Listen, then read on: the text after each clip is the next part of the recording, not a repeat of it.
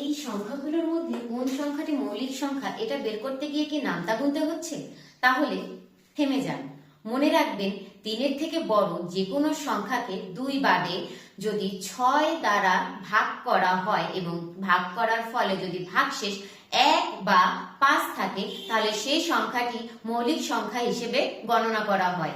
যেমন এক্সাম্পল স্বরূপ আমরা এখানে দেখতে পাচ্ছি এই যে 47, 87, 91, 143 এর ভিতরে 87 কে যদি আমরা 6 দ্বারা ভাগ করি তাহলে আমাদের ভাগশেষ থাকছে 3। এটা আমাদের মৌলিক সংখ্যা নয়। এরপরে 91 কে আমরা 6 দ্বারা ভাগ করলে ভাগশেষ থাকছে 1। এবার এখানে আরেকটা জিনিস মনে রাখতে হবে যে 6 দ্বারা ভাগ করলে যে সেটা মৌলিক সংখ্যা হবে এরকমটাও নয়, তখন আমাদের আরো দুটো জিনিস চেক করতে হয়, সেটা হচ্ছে ওই সংখ্যাটি 7 অথবা 11 দ্বারা ভাগ করা যায় কিনা এই জিনিসটা আমাদেরকে খেয়াল রাখতে হবে।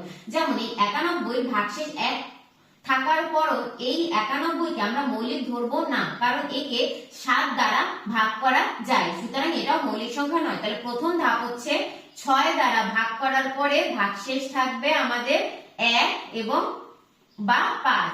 দেন আমাদেরকে দেখতে হবে এই যে ভাগ করলাম যে সংখ্যাটিকে ওই সংখ্যাটিকে 7 বা 11 দ্বারা ভাগ যায় কিনা। 7 বা 11 দ্বারা যদি ভাগ যায় তাহলে মৌলিক সংখ্যা হবে না।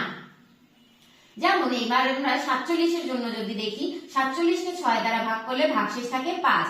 তাহলে আমরা এখানে দেখতে পাচ্ছি 47 কে 7 বা 11 কোনোটা দ্বারাই ভাগ করা যায় না, তাই 47 হচ্ছে আমাদের কি মৌলিক সংখ্যা।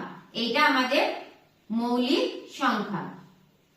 তাহলে আশা করি নিয়মটা আপনারা বুঝতে পেরেছেন। যদি নিয়মটা বুঝে থাকেন তাহলে এই 143 আর 101 এই সংখ্যাটি মৌলিক নাকি মৌলিক নয় এইটা এই নিয়মে বের করে দেখবেন, তো আপনারা কমেন্ট বক্সে জানিয়ে দিবেন।